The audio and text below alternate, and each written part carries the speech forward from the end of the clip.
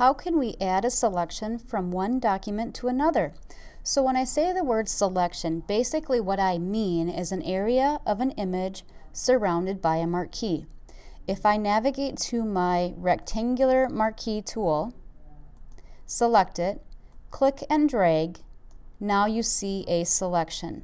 So the marquee is this dashed line that surrounds the area that I want to move or edit. So it kind of constrains if I were to do some color editing or apply filters, but it also is a way that I can copy and paste this area. So I'm defining that area.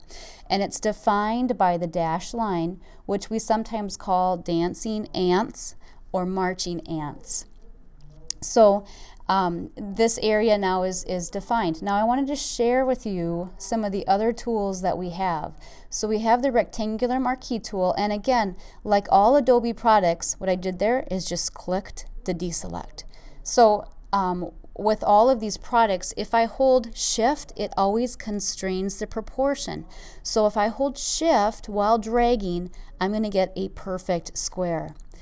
Some of the other tools that we have, I'm going to, again, click outside, don't drag, just a single click, and it deselects. So I have an elliptical marquee tool, which allows me to do circles or ovals, any circular type of an object, if you can see that. Now another quick key, Control D, will do a deselection as well. We have a single row and single column marquees. They do a single row of pixels and a single column of pixels. Do you really ever use those? Probably not, okay, but they're there. You never know. So those are more of the popular marquee tools. Some of the other selection tools that you can classify as selection, the crop tool. When I click the crop tool, I get a marquee, which quickly changes into, if those of you that understand photography, the rule of thirds. And I can, by clicking and dragging, select a certain area. Pressing my enter key will apply that crop. I can also go up here on my options because it's talking about options for this specific tool. I can check mark to say okay, or I can cancel it. I'm going to cancel.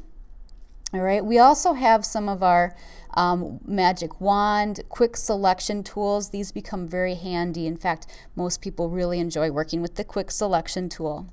We have a lasso tool. Underneath the lasso, we have a polygonal lasso tool and a magnetic. So lasso tool is a freehand tool to allow me to freehand draw a shape that I want to have as a selection. Polygonal allows me to do straight, and I'm clicking to make straight lines. And the magnetic tries to attach to an edge, and you'll get a little bit of an indicator there. Let's just zoom in and look at this at a larger view. Increase my window just a little bit. Using my space bar and control space bar to zoom in. And I'm going to decrease my size a little bit using a square bracket, which is right after the letter P on my keyboard. And you can see how it's trying to attach. Now, this one, not working so well right here because it's losing a contrast. Okay, I'm going to double click. So these tools we will cover in a bit more detail in the future when we talk about just selections. We can count the eraser tool, I guess, as a way to select. Some people will just erase around what they don't want. And we have some advanced eraser tools. Probably not the best choice for making a selection. So there are some selection tools. I do have a link under resources as well as in your lecture notes with a whole gallery of some of these Adobe selection tools.